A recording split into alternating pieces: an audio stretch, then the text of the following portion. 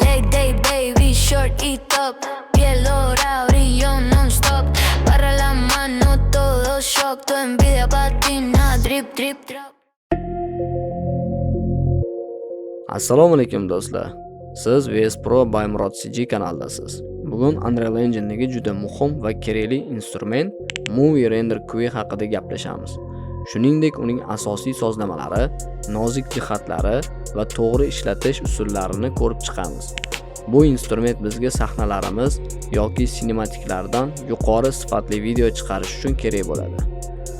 Hozir yangi sahna yaratmayman, chunki menda tayyor sahna bor. Tasavvur qilamiz, sahna to'liq sozlangan va renderga tayyor. Video chiqarishning ikki xil yo'li bor. Birinchisi sequencer ichidagi render movie tugmasi. Bu eski usul bo'ladi. Kam imkoniyatlar beradi, sifatni to'liq nazorat qilib bo'lmaydi.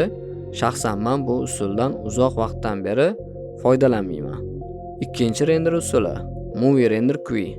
Bu Unreal Engine'ning rasmiy render plugini hisoblanadi. Turu 26 versiyadan boshlab deyarli standartga aylangan.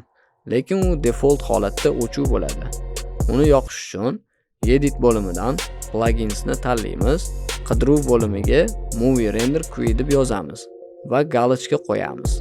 Yana bitta qiladigan ishimiz Apple ProRes pluginini ham yoqamiz. Bu bizga eksport uchun kerak bo'ladi. Hamma galochkalarni yoqqanimizdan keyin Unreal Engine'ni qayta ishga tushiramiz.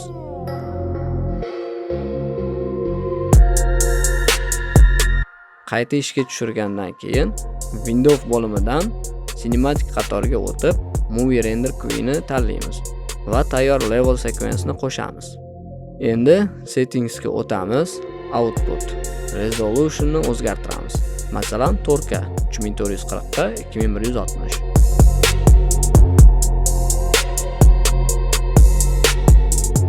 Game Awards. Bu juda muhim.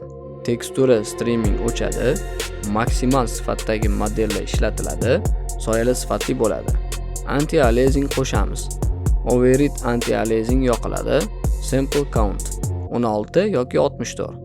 Qancha katta bo'lsa, sifat shuncha yaxshi, lekin render vaqti ham oshadi. Keyin console variables qo'shamiz.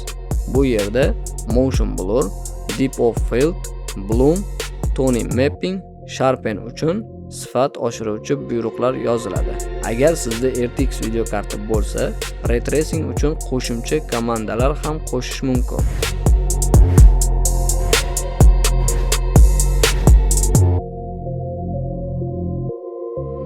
Eng muhim joy format. Apple ProRes. Men Apple ProRes 420 ishlataman. Sifat va hajm ideal balansda. Montaj juda tez. YouTube uchun yetarlicha zo'r. YouTube baribir videoni siqadi. Shuning uchun undan yuqori format shart emas. Hamma sozlamalarni qilgandan keyin preset qilib saqlab qo'yamiz. Keyingi safar bir marta bosish kifoya.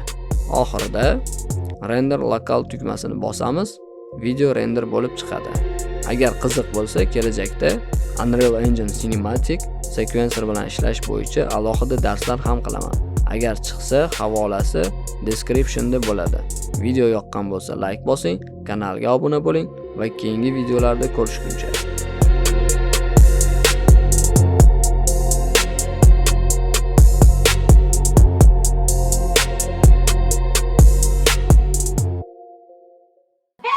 Late day baby, short y top, piel dorada, brillo non-stop. Barra la mano, todo shock, tu envidia patina, drip, drip, drop. Mira el espejo, pura diosa, gota que cae, mente celosa. Dicen que ensucio cada cosa.